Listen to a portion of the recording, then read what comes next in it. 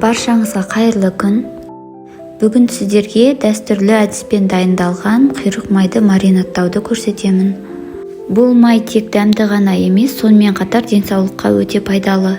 Толық құрамын описание бөліміне жазып қалдырып кететін боламын. Алдымен мариновкасын дайындаудан бастаймыз. Ашып дайындалған сарымсақты осындай сарымсақ өткізгіштен өткізіп аламыз. Болмаса терканың жіңішке жағынан өткізіп алсақ болады. Үстіне 2 шай қасық копченая паприка саламыз. Және жарты шай қасық қызыл бұрыш, қызыл ащы бұрыш. 1/3 шай қасық қара бұрыш. Барлық дәмдеуіштерімізді жақсылап араластырып аламыз.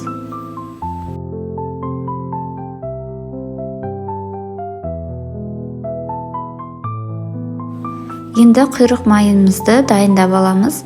Ол үшін ең алдымен құйрық майды жуып, тазалап, суын құрғатып сүртіп алуымыз керек.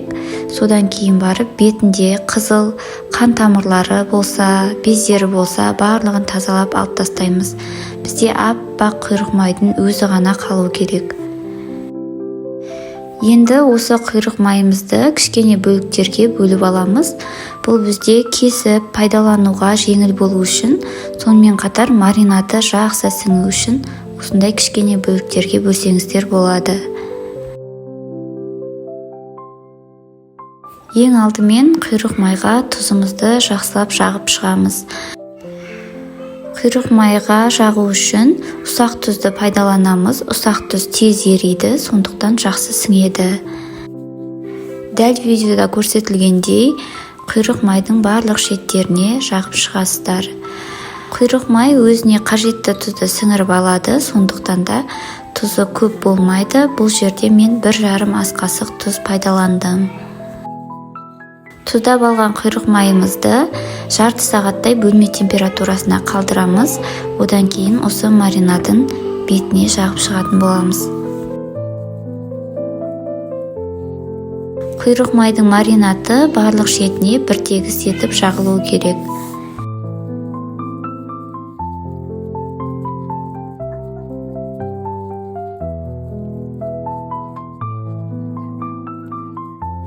Міне құйрық майыма маринадын толығымен жағып шықтым.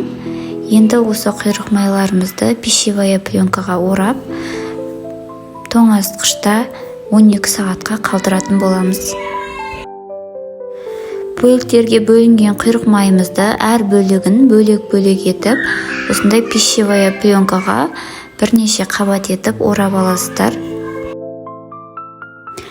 Бір түнге тоңазытқышқа қалдырсаңыздар, маринады жақсылап сіңіп дайын болып тұрады.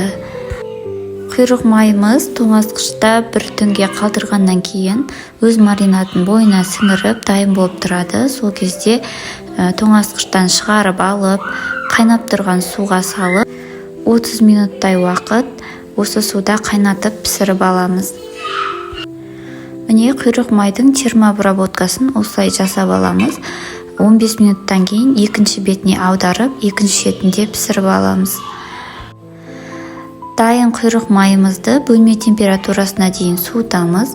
Одан кейін қолдана беруімізге болады.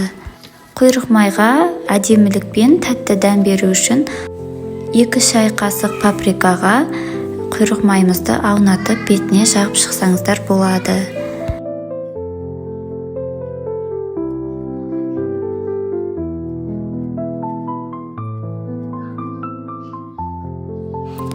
Мен біреуін паприкаға аунаттым, және екіншісі өз маринатымен тұр.